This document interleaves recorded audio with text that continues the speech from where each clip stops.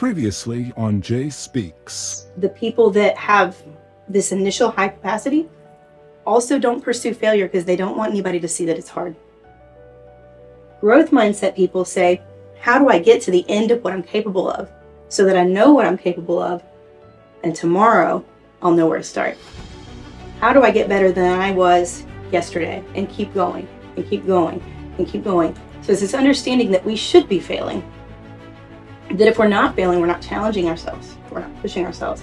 And so we'll talk in a minute in more detail about what really gets in the way of that, but that's really the biggest difference. Is a person with fixed mindset believes that they're limited, they don't have control over their outcomes, there's like, it's going to be embarrassing to not do well or to fail or to struggle, and so we're going to stay in our comfort zone, whatever that is, whatever that means, we're going to stay there.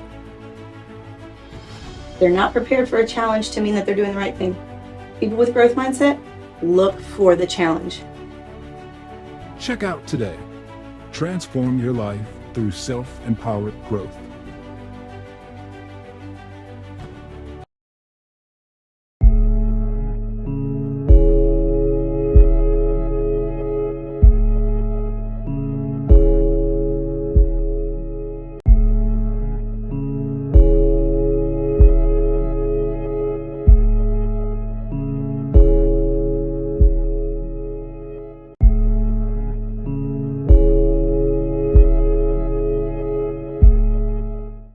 Hello everyone. For those of you who are new to my channel, welcome. And for those of you who are subscribed to JSpeaks, thank you so much and welcome back. As you know, it is my mission, it is my passion to bring to you all conversation topics that are positive, motivational, educational, and informational.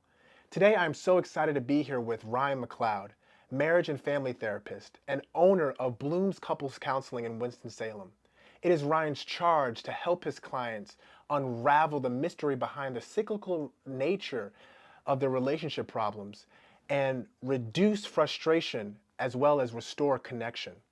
Please sit back, relax, and most importantly, listen.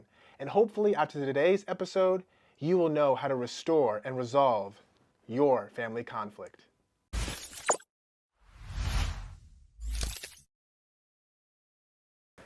So Ryan, it's very nice to be here with you right now. Good to be here with you too, John. Thank you so much for taking the time to speak with me today. Absolutely. I really feel as though this is a great conversation topic and so many people can benefit from this. Mm-hmm.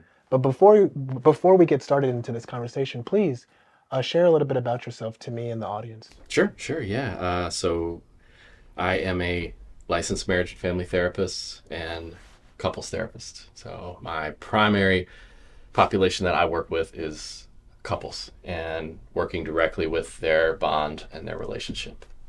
So my practice is called Bloom Couples Counseling, and I practice here in Winston-Salem and work with people in person and also virtually.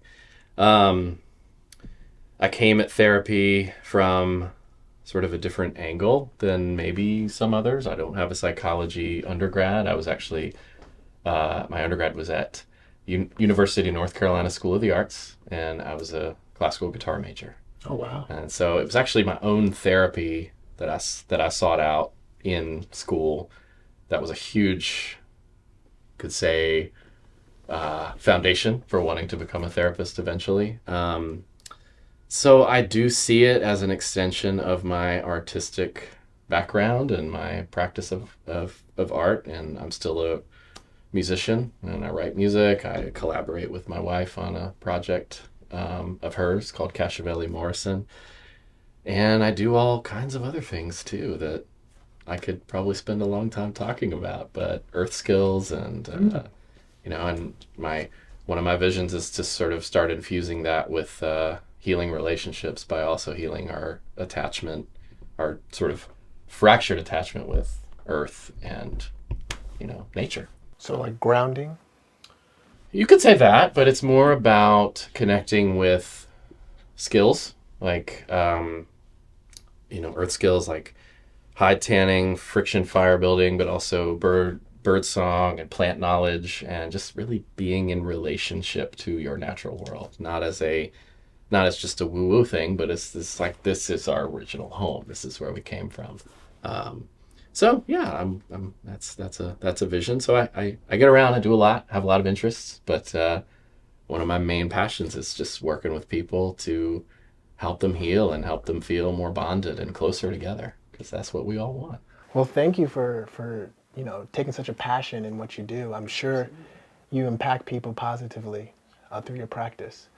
But diving into today's conversation, family conflict, the expertise that you are so knowledgeable in.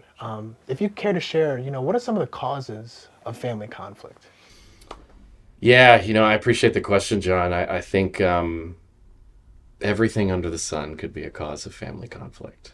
And so really, you could ask any individual family and you'd probably get a different answer. But I think within all those answers, you'd probably start to find certain themes.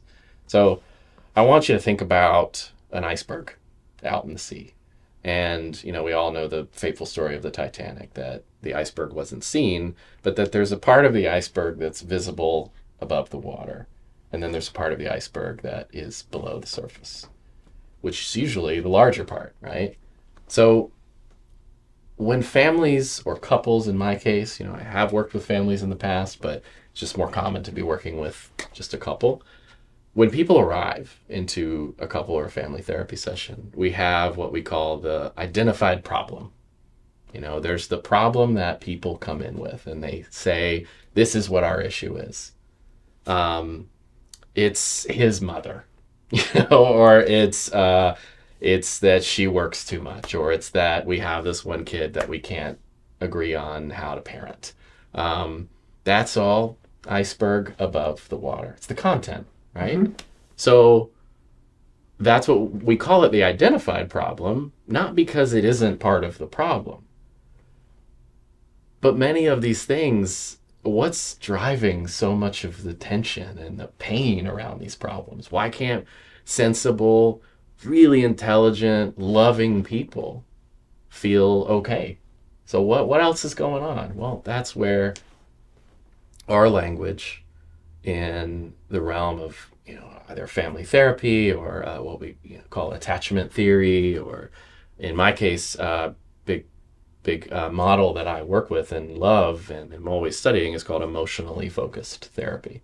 And so that is really going into the realm of what is the emotional, maybe even you could say intrapsychic experience of each person within a family. How do they experience the relationship? How do they experience and define this problem? So we're always kind of thinking about that, asking that question.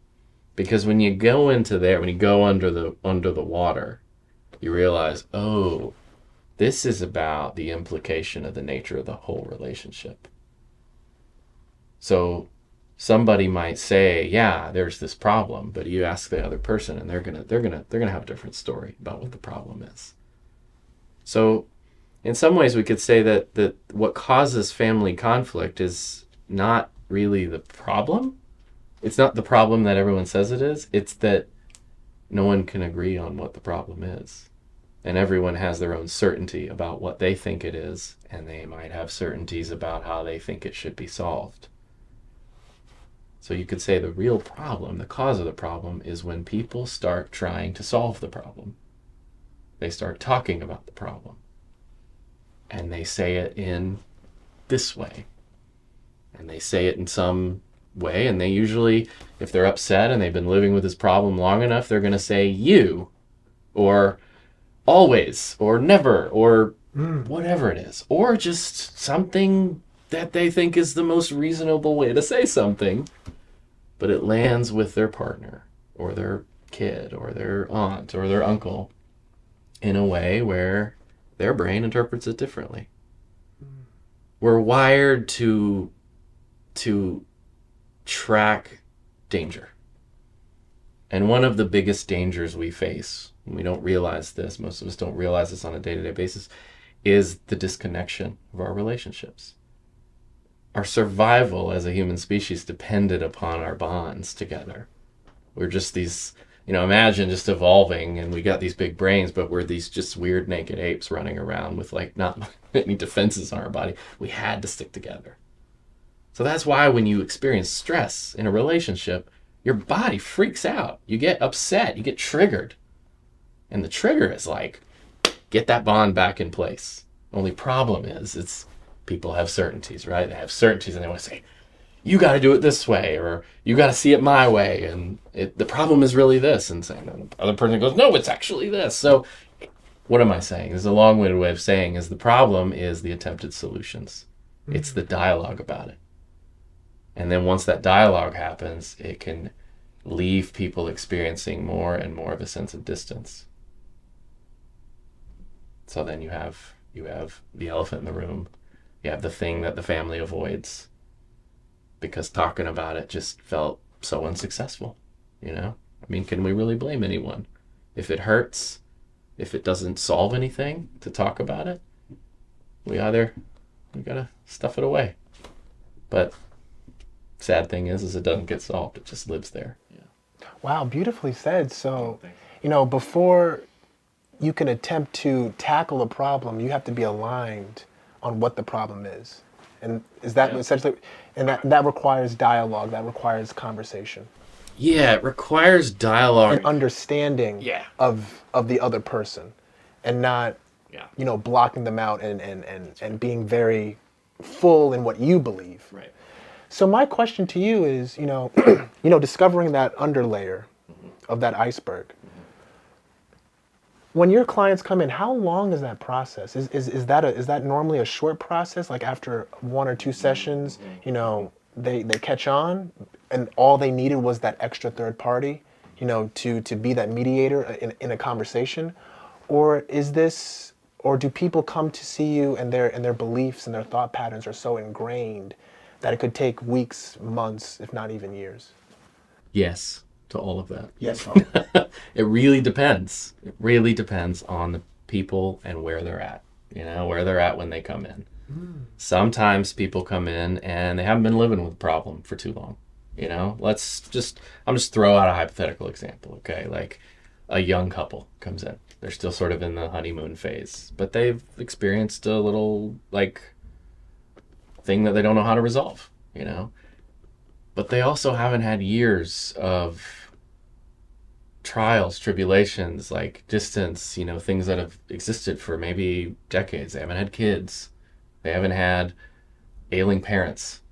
They haven't had they haven't had that kind of adversity that you just have by being on this earth, for however many years. That couple, depending, and it's not just because they're young, it's just because might just be how they present. They might get to a place of softening and feeling the bond back to that, what we call that attachment, that connection, sooner, because there haven't been as many experiences of blocks and of injury. And so they might get there quicker, Now, does that prepare them in the long run? Probably, because then they get these new experiences of, wow, when we go to a therapist or when we actually talk about the hard thing, oh, that feels successful. Their nervous systems are going to remember that, So, yeah, I mean, that's also a promotion of sure, there's no problem. You just get married. People think, oh, we already going to couples therapy and we're just, it's like, no, do it.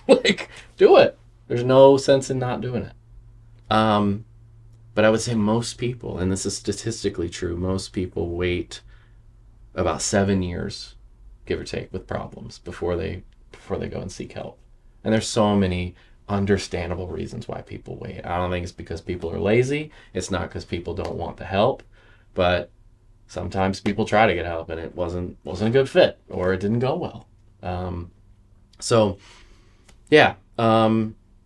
It can take a long time to get to what we're talking about. And I would say any good kind of substantial, long-lasting change is not about arriving in I've achieved it. I mean, this is true of personal individual change too. We don't kind of arrive on the mountaintop and go, yeah, oh, cool, we're good now. I'm good. I healed my trauma. Mm-hmm. What it is sometimes constant relationship it's a constant relationship we have to have with ourselves and with our partner. I mean, it sounds funny putting it that way, but it's like, it's a relationship. It's like a garden, you know? You don't just like get the garden all organized and then leave and go, yeah, the garden's cool. Yeah. It's like, you got to be the gardener. Absolutely. You gotta Absolutely.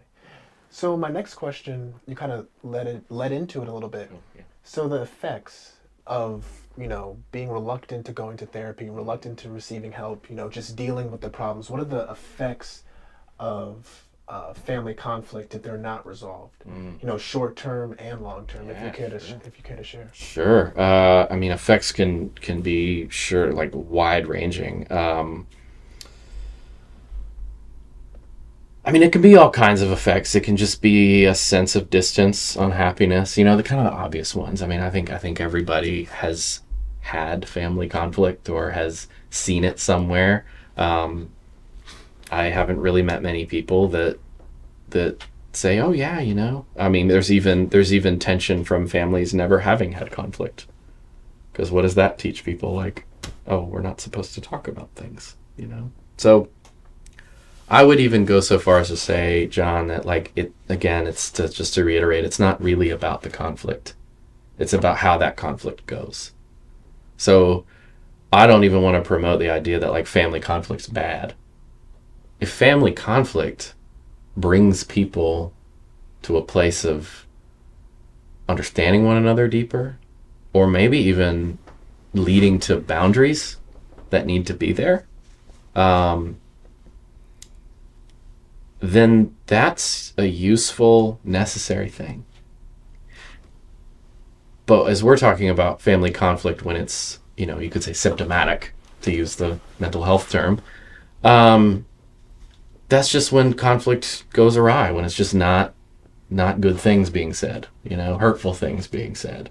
So effects of that can be isolation, depression, anxiety, and really all mental health diagnoses and symptoms are, in my view, just alarm signals of the body trying to discharge and make sense of painful emotional experiences. So I feel as though if you're in a setting where there's, family conflict and a child is born into that setting, the parents have more control on seeking therapy. The parents have more control of talking it out. Mm-hmm. A child, for example, if he or she is in an environment where there's obvious family conflict, they don't really have any say-so, especially if they're a very, very young child. Yeah, they can't do anything about it. Being raised in that environment and not resolving the conflict that they've been around, how could that affect someone being an adult? Being raised in an abusive household, seeing your mom and get beat by your dad, being raised in a household where there's a lot of arguing, being raised in a household where because your mom and your dad don't see eye to eye and they isolate themselves from each other, they isolate from you. It's great. Appreciate that. It's great having the example. So let's, these questions, the running joke in family therapy is that the answer to every question is it depends, because it's just so wide ranging. But this is a great example. So let's just run with that example where you have, let's just go with just I'm just envisioning a little boy, who watched his mom get abused. Let's say physically abused. Let's say yelling, there's a lot of yelling and screaming, and, that is certainly traumatic. And the running definition that I like to stick with what trauma is, which it's changed over the years, defined by this group, that group. But I like the definition of anything that happens to you in life that leads you to develop negative, limiting, or erroneous beliefs about yourself that then leads you to behave in ways that just aren't skillful or aren't practical for you. So here's the example. Most children just can't do anything about that. But children are also incredibly adaptive and resilient. I mean, humans are adaptive and resilient. It's incredible what we endure. So a child endures. Maybe he goes and hides under his bed. Maybe he gets really withdrawn. Because if I shrink myself, if I become not a problem, maybe I can reduce some of that conflict. A different child might go a different direction. Mom and dad are fighting, and this is all unconscious, by the way. This is all just about getting needs met. Children are not manipulative. We're just trying to get our needs met. Adults are rarely manipulative in the way that we sometimes claim. That person's a narcissist, they're manipulative, they're this, Sometimes that's true, but even those people, it's usually been a long history of trauma. Another child might go the other direction and become the oppositional defiant kid, the one who's in trouble all the time, the one who has tantrums, the one who throws things. Not only because he's modeling it, but what does that serve to do? It usually has a function within the wider family system. What it might do is it distracts the conflict happening between mom and dad, or mom or dad and another sibling. Another version is a kid might become very helpless, like almost ill, not ill literally, but maybe frequent stomach aches or something, which children typically show emotional distress physically in their stomach. That's typically how it shows up for children. So anytime you hear a child say, "I have a stomach ache, I have a stomach ache," yeah, they're going through some kind of emotional thing usually. That sometimes can soften the parents, because then they need to take care of the kid. So we see these patterns, and again, it's not about this conscious, like, I'm going to distract my mom and dad by this. It's just happens because families are a living system, just like an ecosystem. And there's a thing it's like greater than the sum of its parts. So trauma happens because some belief, like I said, some belief was developed about the world, about relationships, but usually about myself. So an example of that I'm thinking of right away is that, like, okay, let's say that this little boy experienced all that. Maybe he had to, like, nurse his mom's wounds. Maybe he had to, like, help her out emotionally because she couldn't get out of the relationship or something. And he grows up not only having felt the pressure of that, and he grows up with a working definition in his body of what yelling or raised voices mean. His nervous system has acclimated to that. His brain might know different, like his frontal cortex brain, but his primal, like, protective part of his body will experience something. So what we might find in this example is a relationship. Let's say they arrive on my couch, and the urging, the distress, the complaint of his partner might be, I can't bring anything up without him just retreating and leaving. He leaves the room, and if he doesn't leave the room, he just shuts down. He just goes away, and I just feel abandoned. And I get so mad, and then I just start finger pointing. But it's like, I just want to keep him here. And it's like I can't do anything, or I can't say it right. Well, as we dig deeper, and he might show up, and he might be a little bitter. He might say, she's always bringing up the negative. She's always doing this. She's just, I can't do anything right. Doesn't matter. Doesn't matter how it's set. He might have all these things. But as we soften, as we get deeper, as I understand maybe his history, we can start to make a link and go, oh, so the cue is, this is why I like to identify very specific triggers.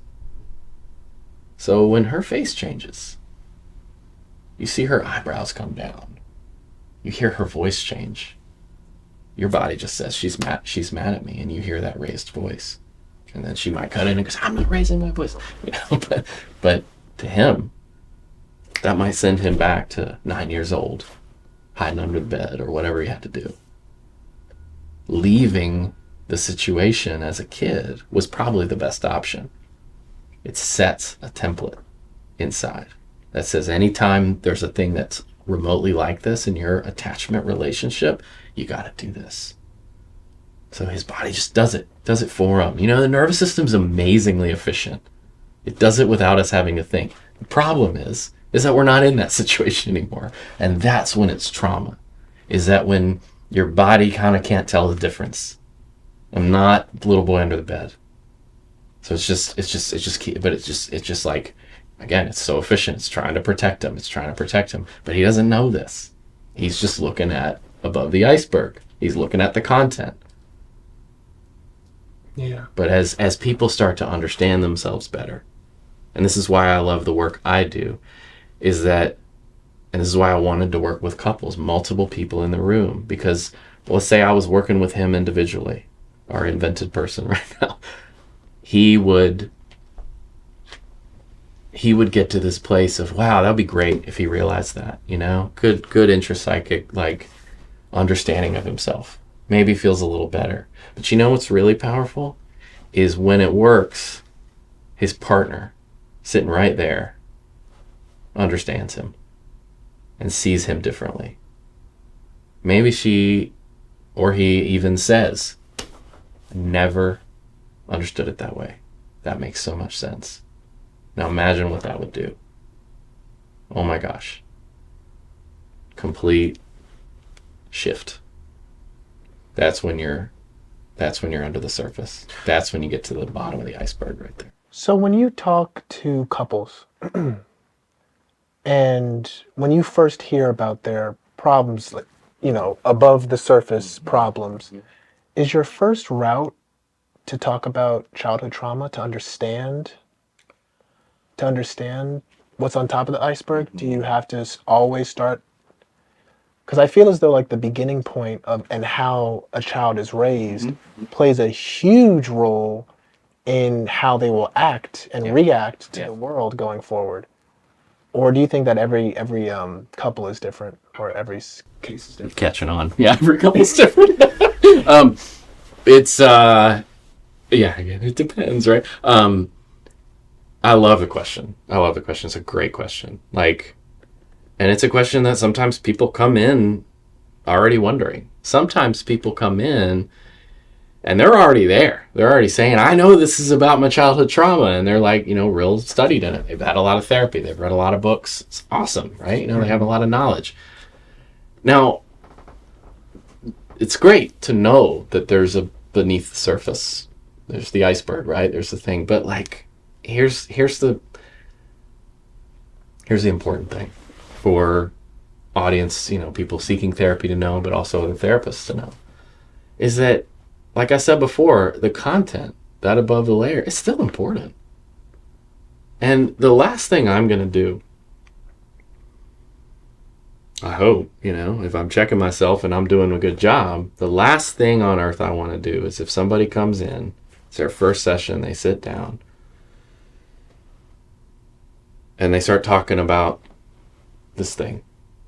I don't want to go, yeah, okay, let me just like find the way that this is connected to your childhood trauma. I don't know this person yet, you know? And imagine if someone did that, you'd be like, what? You know, it's what we call like misattuned.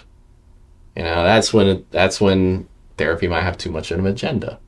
So my agenda is not, I just want to understand. I want to understand what it's like for this person. Usually and that's the practice, the reps we have to do as emotionally focused therapists is like getting attuned to people. So that's why I keep saying it depends. It's not just dependent on the person. It depends on that day. It depends on what's arriving in the room.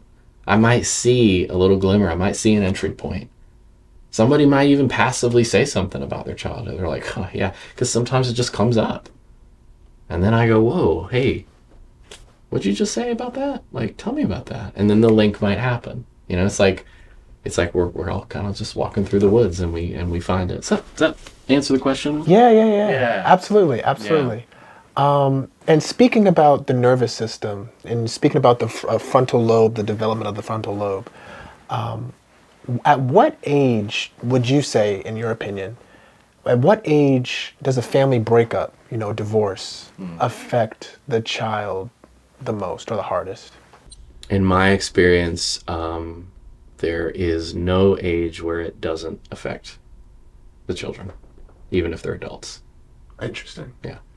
I would say that, and I'm not speaking over like statistics for this answer. For my purposes, this is very anecdotal. This is just about my experience. So there might be some awesome statistics of like really brilliant people out there that like know these things. So I just want to put that out there.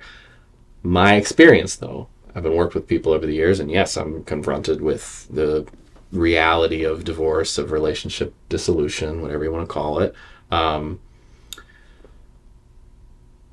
And people coming in too, having had that be part of their upbringing. My parents divorced when I have had folks who had divorce happen before they could remember. So that was their normal for most of their life. That, I'm not going to say it doesn't affect them. But I have had just people say, just like off the top of my head, there's people say like, yeah, I mean, I've never known my parents not divorce, and I can't imagine them having been a good match. Like there's sometimes just because that's what they knew. That being said, I don't want to promote the idea that like get it done early, Yes.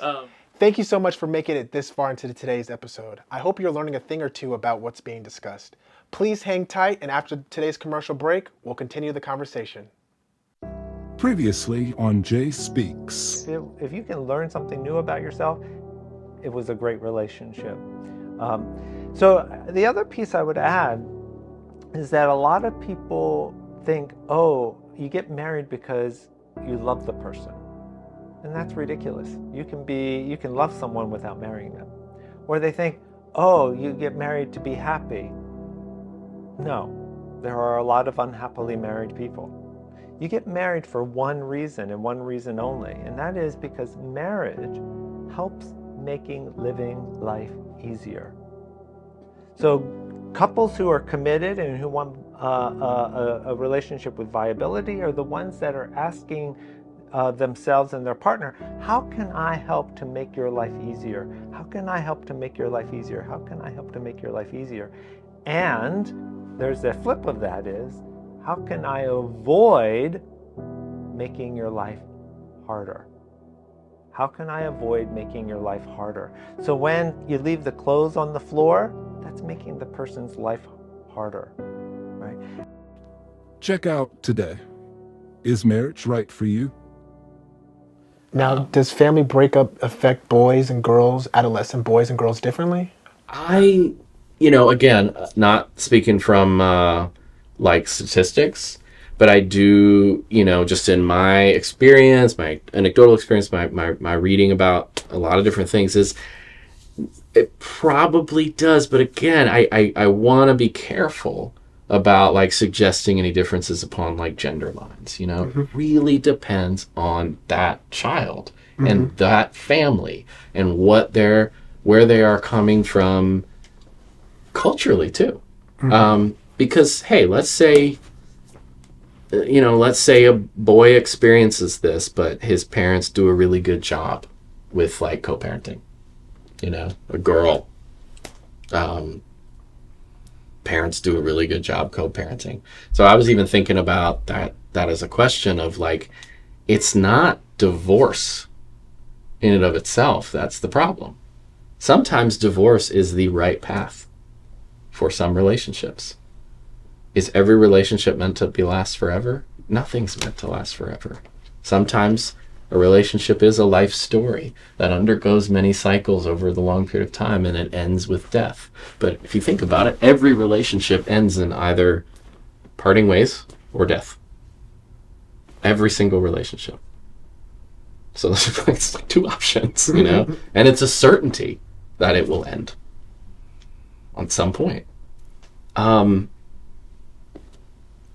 Divorce is what the word we have to talk about legally ending a legal marriage. It is not the enemy. It's usually the way divorce happens. It's the process of it. It was like what I said earlier. It's not the conflict. It's not the thing. It's how it's done. It's the interactions that happen within that. You know, we can't point to some entity saying like divorce is this and this and that, but it's like, well, who and what is divorce? Is it an entity? No, it's the people doing it. And I have seen cases where people have divorced and they feel happier, and I'm sure it was hard. It created adversity for children, but their children saw them work together. They saw them make it easier. And actually, statistically speaking, I can speak to that. That is far better for a child than living in a household where the marriage is strained, toxic, and there's a lot of conflict. So the only issue is that, sadly, divorce is rarely amicable because it's just so painful. It's just so painful, and I could talk all day about why that's painful. But I just want to say, like, hey, you know, like, if it can be done, you know, it can be okay. Yeah.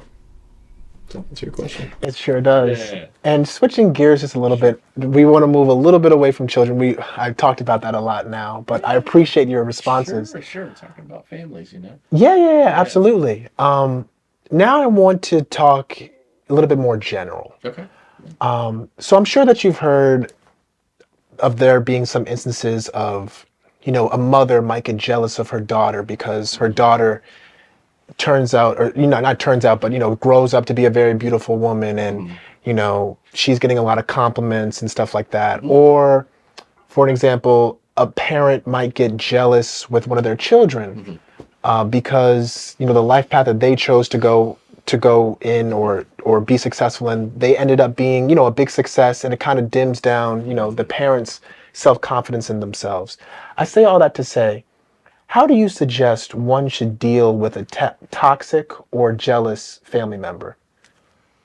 In any umbrella of jealousy. It could be jealousy of success, jealousy of beauty, jealousy of height.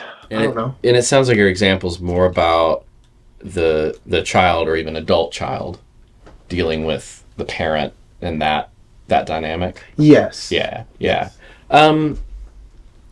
So it's a great question, and a really specific question about you know, I could say a really like interesting, even like juicy, like family conflict problem. Like you know, that's just like, wow, yeah, there's a lot to unpack with that. Yeah.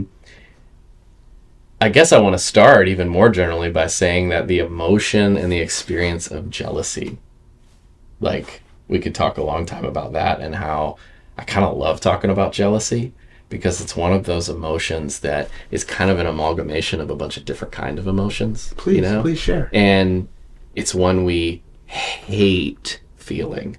Most people hate feeling jealous. Why? Because it just feels icky.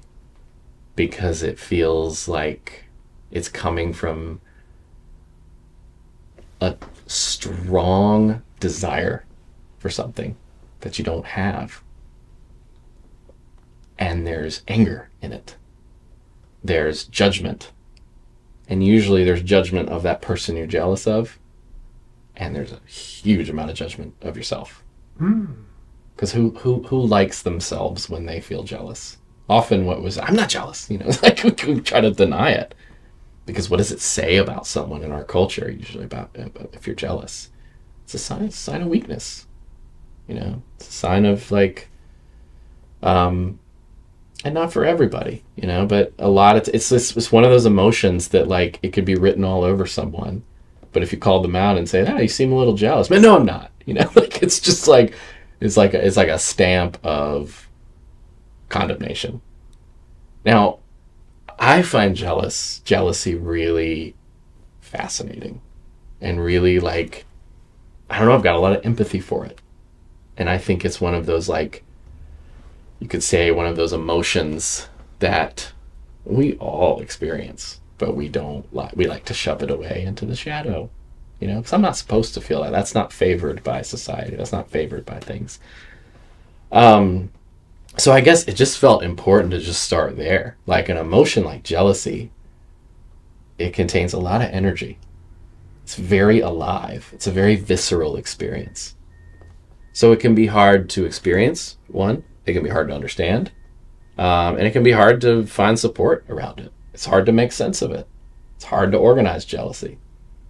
Now, take into account anybody watching this, if they're a parent, if they have raised even one child, and they think about how would you see yourself if you felt jealous of your child?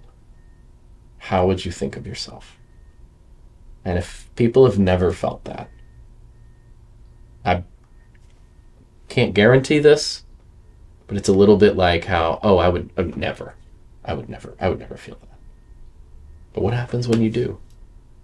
How do you make sense of that? How do you talk to yourself? How do you know, like, what do you do? Is just, I can't be jealous of my child. No. What would that say about me? So our brain does a really good job at, like, diverting, calling it something else. And this is one of the main things in both couples and family conflict, is we attribute the problem to something else.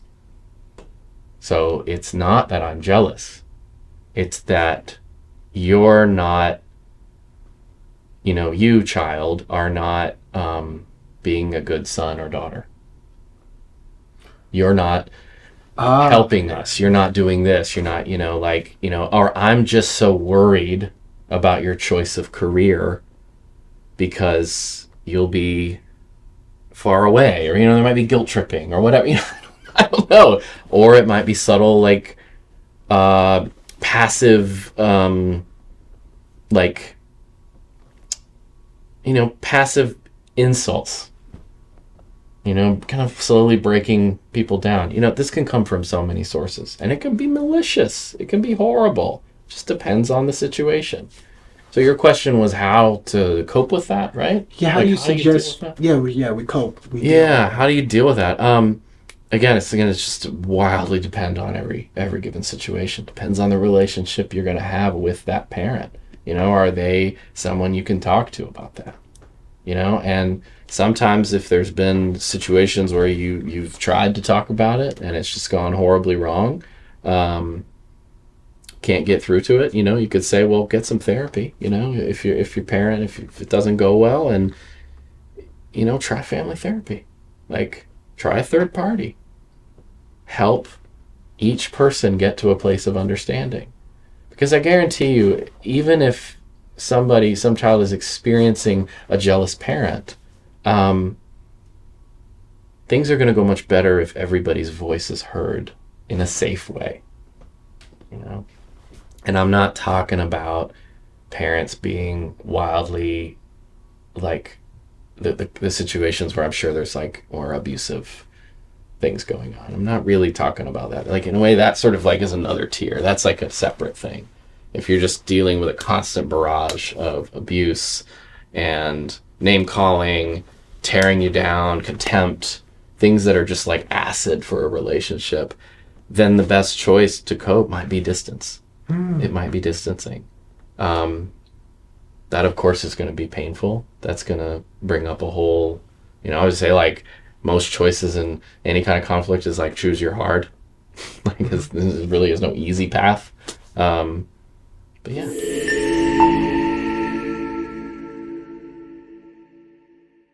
The question that was just asked was actually asked by Posh Raw Extensions. If you would like your question to be asked in one of my conversation topics, please follow my Instagram at JSpeaks and stay tuned for my next raffle. And now, back to the conversation.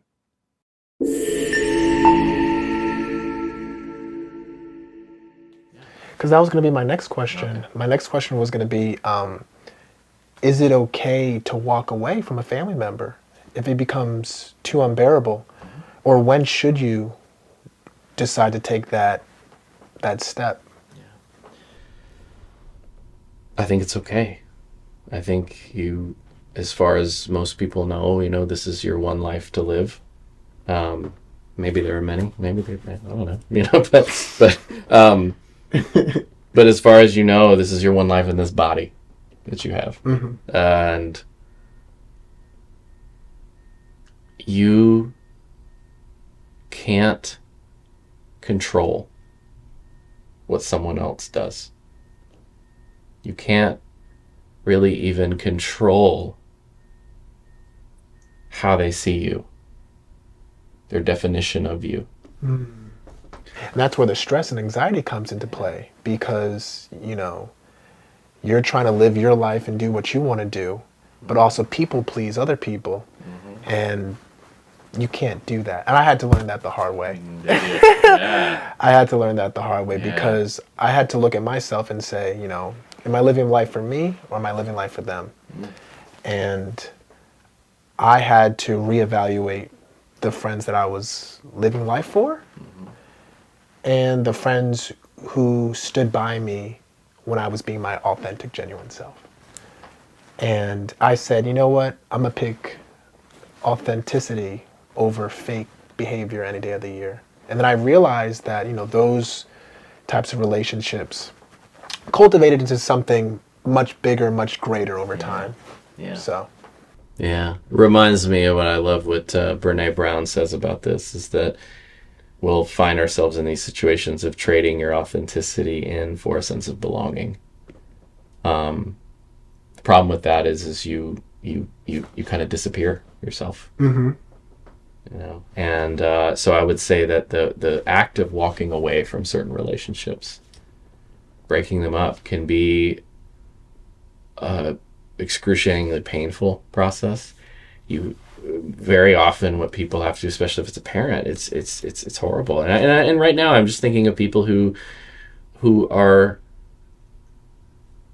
like LGBTQ, trans. Their family may have just rejected them outright. I don't believe in even who you are. In order to inhabit and live authentically, they may have to walk away and then essentially be like emotionally orphaned, That is one of the bravest, and I imagine one of the most excruciatingly painful things to do. But that's how important it is to, I keep saying live authentically, but it's just to live who you are, and to accept, kind of from the addiction world, like accept the things you can't change and try to have that wisdom to know the difference. Because if we try to live by almost like constructing someone else's view of us as positive, you're just going to be running yourself ragged. Yeah. Absolutely. And I was going to ask you, the flip side to that, how do we handle a family member walking away from us, or a loved one walking away from us? Yeah. It's hard.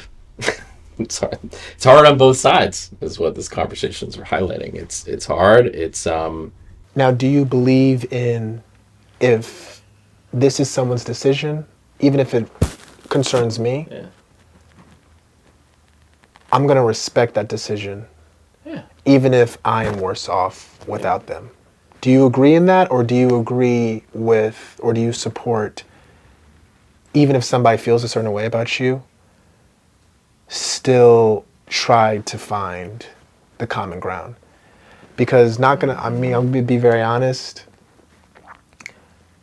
I feel as though trying to chase somebody, this is just me, I'm going to let you speak.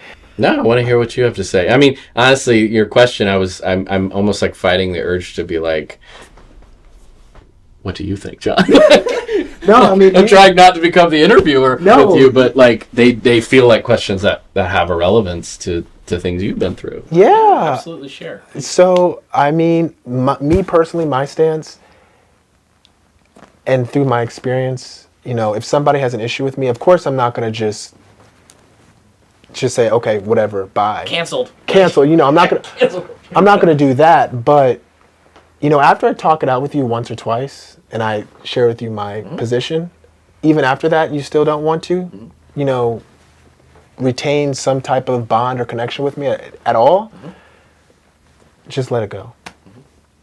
Because once I have to chase you to stay, like to be in my life, I'm gonna have to keep chasing you to be in my life permanently. And then I feel as though I would be changing myself in order, and that wouldn't be appropriate for both parties. Right. Like you're getting a fake version of me, and I am draining all this energy being fake to appease you. Yeah. So.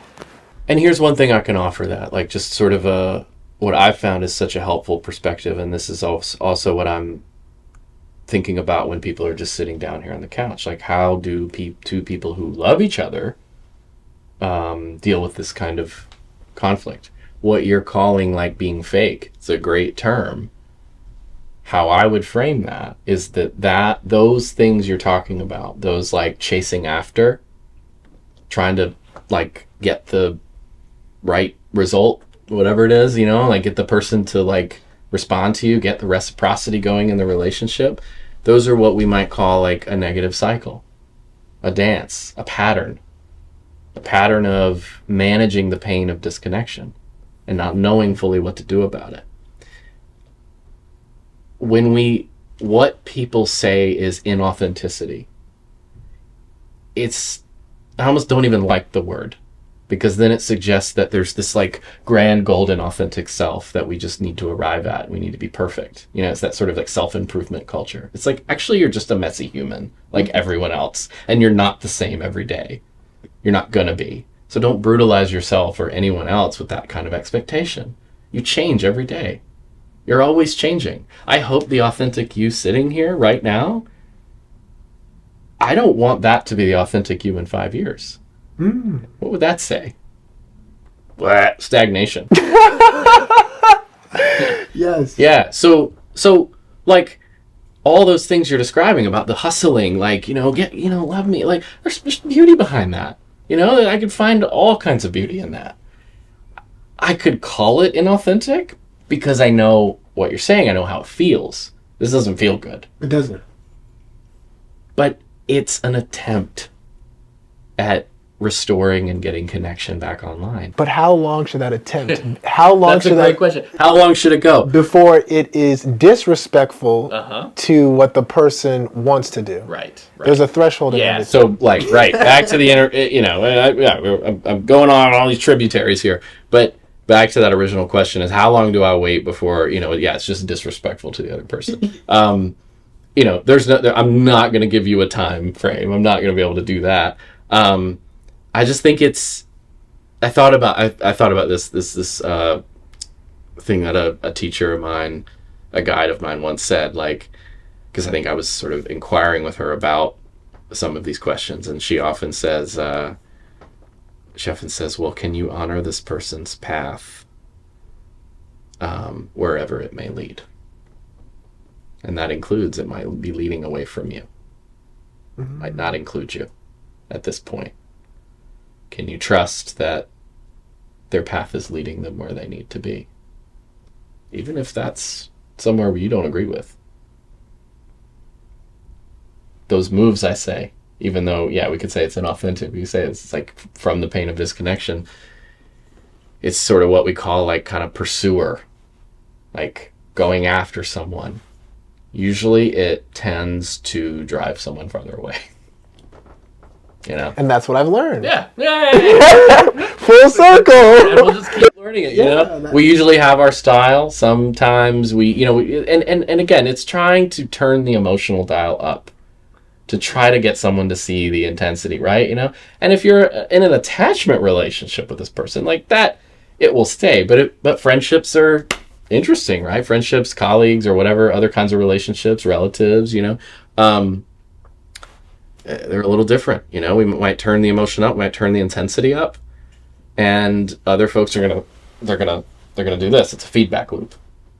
But sometimes their distance, we could just as easily say, if like the other person you're talking about is sitting right here, I could look at them and say, hey, the way that you distance and the way you kind of keep going this way, it's kind of helping intensify someone's, like John's anxiety about this. So we're all in a dance together. We're all in a dance. Yeah. Okay. Even when we cut someone off, I like to say, and this was like a quote somewhere in the family therapy history, was you can't not communicate. Interesting. Everything is still communication, because if you cut someone off, you're communicating something. You're communicating something to them by your silence, by your refusal to and that's sometimes the boundary that some people need. People who've been abusive, people who've violated your rights as an individual, people who are dangerous, not safe to be around. Your boundary of saying, I'm not speaking to you and I'm not going to let my children be around, whatever, that communicates, I'm serious about this. And it's the only thing that will work in some cases. Because as soon as you start talking and engaging, sometimes it says to the other person, they're not really serious about their boundaries. Interesting. I can find my way in. Interesting. Yeah. Well, you brought up a word, attachment, in your response. Yeah. And I want to just shift gears just a little bit. I'm trying to make sure that I capture as much as family conflict as possible. Yeah.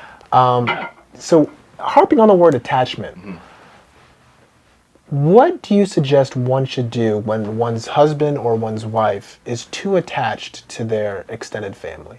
And you believe that, their attachment and them prioritizing what their extended family wants or views for the relationship between the two parties should be law, versus respecting you as a husband, respecting you as a wife.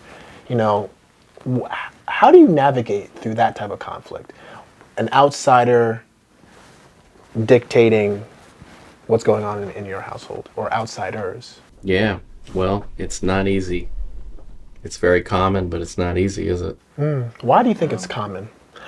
I think it's common because you're taking someone who, okay, usually where this happens is where the person going off to get married has a really, really tight, strong bond to their family. Sometimes that bond, you could say, is, and I want to be respectful here because everything's in context. Sometimes, to sort of bring up one of the words we say sometimes is enmeshed. But again, there are really important cultural differences sometimes. So it depends on kind of what situation you want to tackle. This just came up off the top of my head. Do you believe that too strong of a family connection could be trauma? Hear me out. Let's just say, while someone was a child, they got reprimanded or got in a lot of trouble, on multiple different occasions for not listening to their mom or dad. When the mom or dad told them, this is what I want you to do. You didn't do this. You're grounded, spanking, whatever the whole, sort of cycle of conflict could be. And now you're older and you're in your 20s, 30s, 40s, whatever, and you're about to get married, and now your parents are still saying, hey, you should do this, you should do that, and you still, could it be that? Absolutely. I mean, you just described an example. That's a prime example of how closeness is not so much about emotional safety, it's more about loyalty. It's more about obligation. And it's a problem when you put loyalty over your marriage.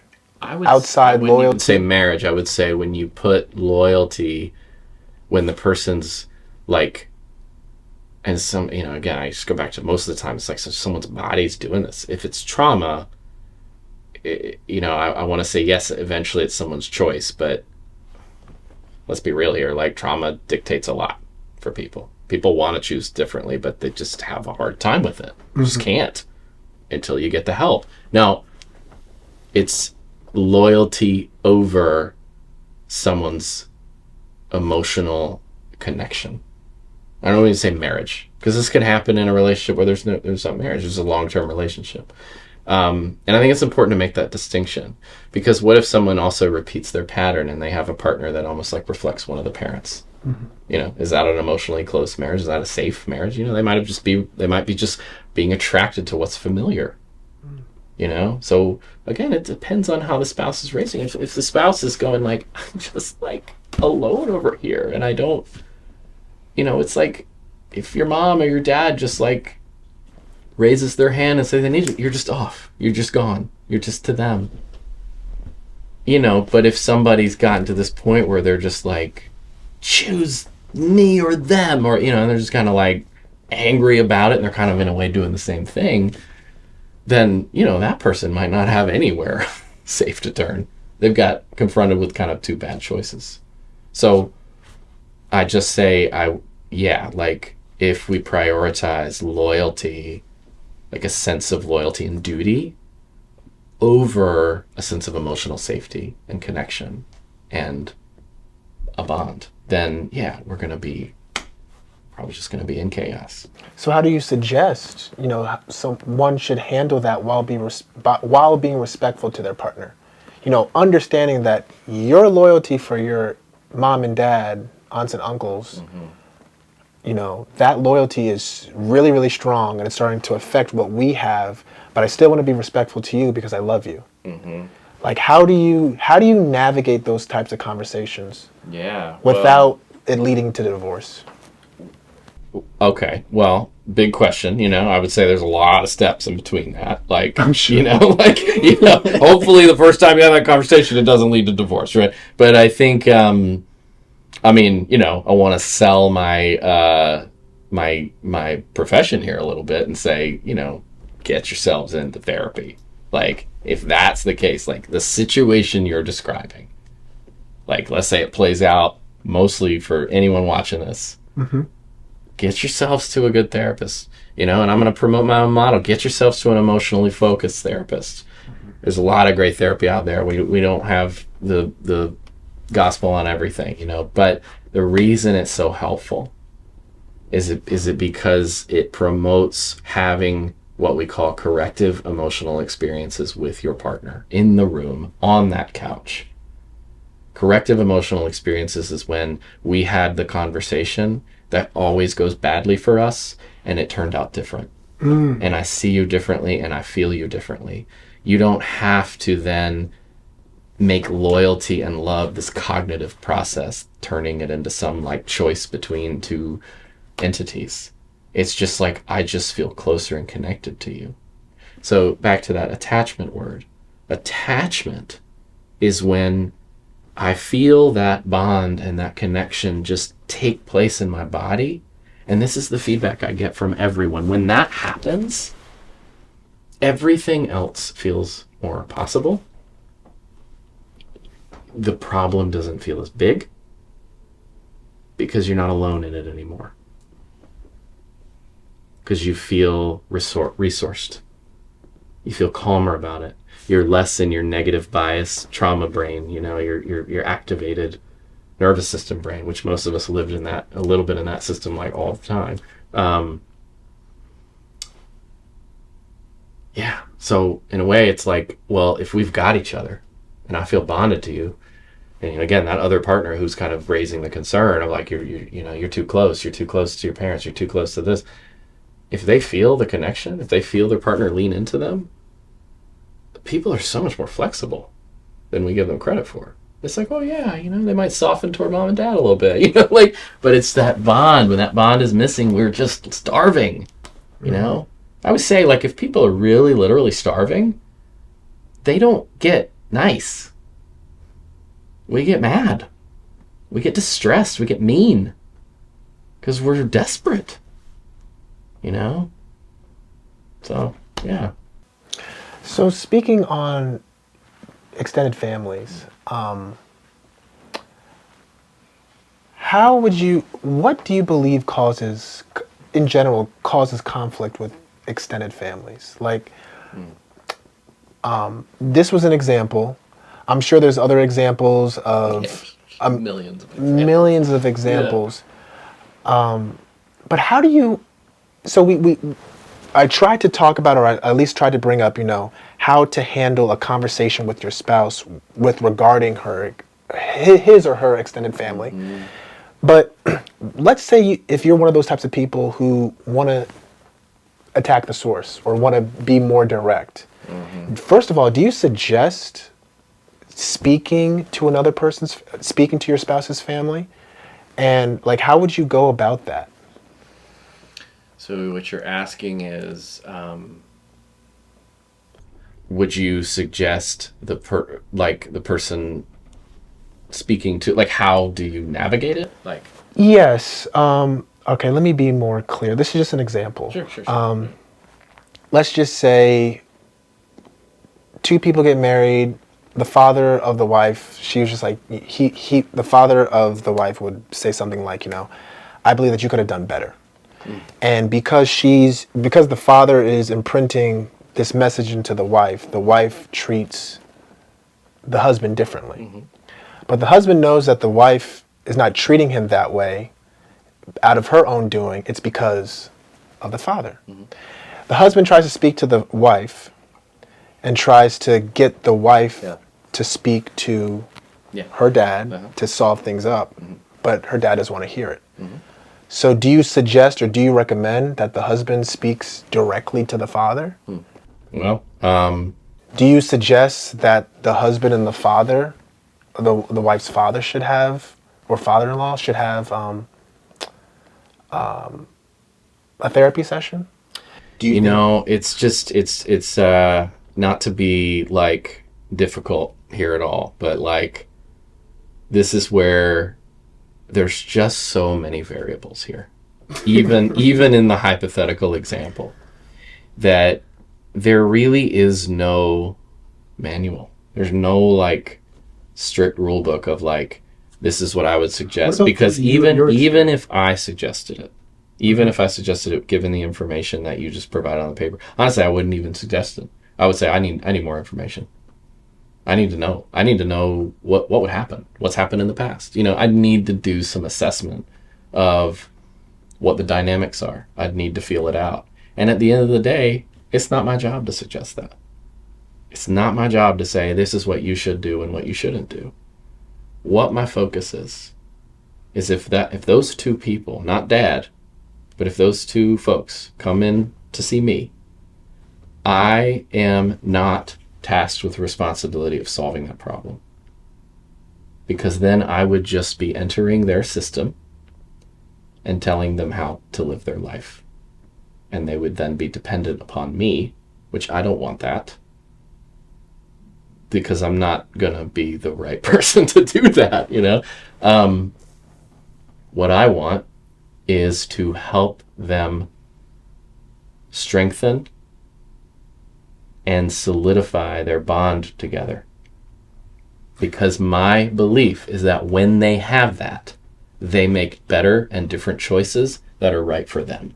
So give us some examples or some practices that you would want to roll out in this particular situation, completely hypothetical.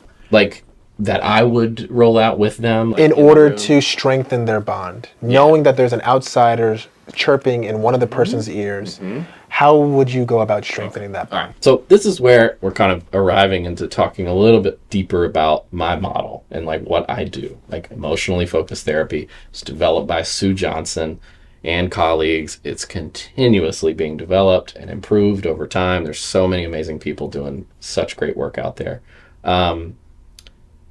It's what we would call an experiential model of therapy. So it's not insight focused. It's not about understanding every single nook and cranny and angle of the problem. In fact, I don't need to understand everything of the problem. If I did, I'd be talking to people for ages and I would just get confused with them, because often there is a such thing as knowing too much, and a lot of times when people arrive, they've been living it. So they do know too much. And then we can't organize ourselves to get connected to each other. So my task would be to help them, lead them in understanding themselves in a more vulnerable way. So the model this would be a great time to talk about the model that I use. It's emotionally focused therapy. We call it EFT. It's developed by Sue Johnson, colleagues, and many amazing, smart people doing wonderful things to help people restore their bond together and experience it the way that they probably have always wanted to. So the reason that's the focus and not, again, the top of the iceberg, the content of the problem, is I don't want to be meeting with every single person and feel this burden of I need to be the expert on every single situation of what to do with in-laws in general. Like, there is no generalized answer to these questions. And it's sad. We want there to be. Yes. What does someone do? You know, and then I can make a great Instagram post about this. There's good general principles, and I'm not saying there isn't, but that doesn't translate necessarily to feeling closer to your partner. You might have all the insight in the world about it. You might read tons of books about it. But until you can get in a new pattern of communication that leads you to feeling safe and connected with your partner, in a way, none of it matters. None of that insight matters if that bond and that attachment isn't online. So what do? What does the EFT process look like? It looks like, if you're coming into an EFT therapist, you're gonna be engaged in the process pretty quickly. It's not some long-winded, we've got to ask you a bunch of different questions about every aspect of your life kind of process. We like to say assessment of your situation is ongoing. It's ongoing throughout the process. So a typical EFT couples session would be where I would find some level of understanding and description of the problem. I would get some context around the problem. At the same time, I'm listening and I'm watching for how people are telling the story. And I'm looking for cues of emotion. What does someone do when they say this word or that word?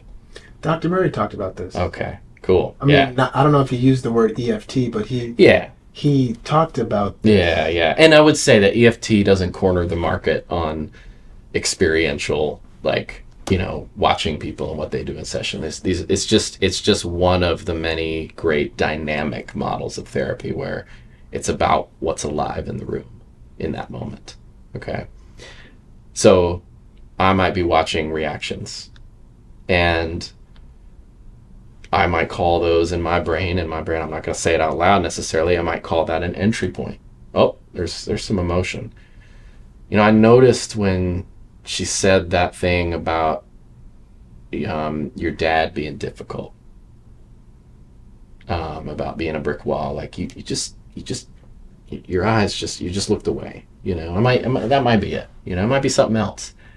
What just happened there? What just happened right now? Suddenly we're not in the description and the problem solving distraction world. We're right. That person's alive in their body. And if we can work with that, and what the amazing people in the EFT community have done is we keep doing this, is trying to organize this so that I can keep and hold that organization in my brain so clients don't have to. So I might have a system in my brain. One thing is we call it sort of the EFT tango, and it's just a way to understand the steps in any session of what I'm trying to lead people to. So through presence, through questions, through genuine interest too, I want to understand what's emotion coming up for this person. And I want to validate that. I want to hold space for it. I want to show, because it's genuine, that this matters. And I want to help them connect with how it is they might think their partner sees them, or how it is that they feel about themselves there. And this might take multiple sessions. Sometimes we got to stay in the anger for a while. It's not all about going straight to vulnerability. We've got to work with what we call secondary emotion: anger, frustration, resentment. But let's say it kind of hits a chord. You know, let's say early on it kind of softens. Well, I want to make that present, and I want to make that person feel like it's okay to go here. might feel risky, but it's okay to go here. And they might experience a new level of understanding of themselves, that when his partner raises the concern, he hears it in a different way. He hears, I'm gonna fail everybody. And that means, and if that happened, then that means I would be a terrible husband and a failure as a son or whatever, you know? So I feel like I have no good move and I get stuck. That informs maybe why he pulls away, why he escapes. Now, if he's vulnerable and emotional and I feel like the signs are there, what I'm gonna do, and this is the backbone of emotionally focused work, is I'm gonna say, hey, wow, that's amazing. It's so painful, whatever the emotion is. Can you turn to your partner right now and just tell them about failure? About how scary that is. And that's where we might get all kinds of blocks, resistance, whatever. And I don't know if that's safe. It feels scary. So vulnerable. But they do it. And all kinds of things can happen there. But the reason we do that is because that's where the change occurs. Is he's in a different emotional spot. He's not all walled up and blocked. And what our hope is that things go right, things go well, that changes partner too. Whoa, I don't know, I never realized you felt that way. So then I might assemble a response. Can you tell him that? Can you tell him that you don't think he's a failure? That like, wow, this is so painful for you to hear. And then it's just like, man, when that goes well, it's almost like I just see so many things might happen, John. Like, somebody might take their hand, like take their partner's hand. They might move, like just kind of move on the couch closer. Really? And I encourage that, They might start crying. They might hold each other. Absolutely. Yeah. And that's important, and it all plays a role. Well, Ryan, thank you so much for opening up your schedule to speak with me. I truly appreciate your conversation and everything that you got across.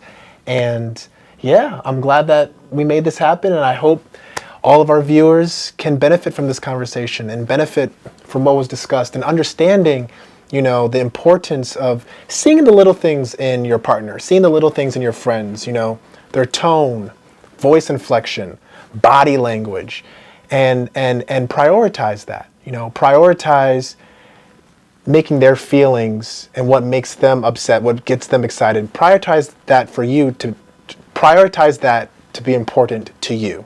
Okay, with that being said, thank you so much, Ryan, and I hope everything goes well with you in your practice. Thanks, John. It was such a pleasure to talk to you. Thank you. Ladies and gentlemen, we've reached the end of today's episode. I hope from our conversation you have learned a thing or two on how to reduce frustration and restore connection in your relationships with your friends, your family, and even your coworkers. Please don't forget to like, comment, and subscribe, and I'll see you in my next episode.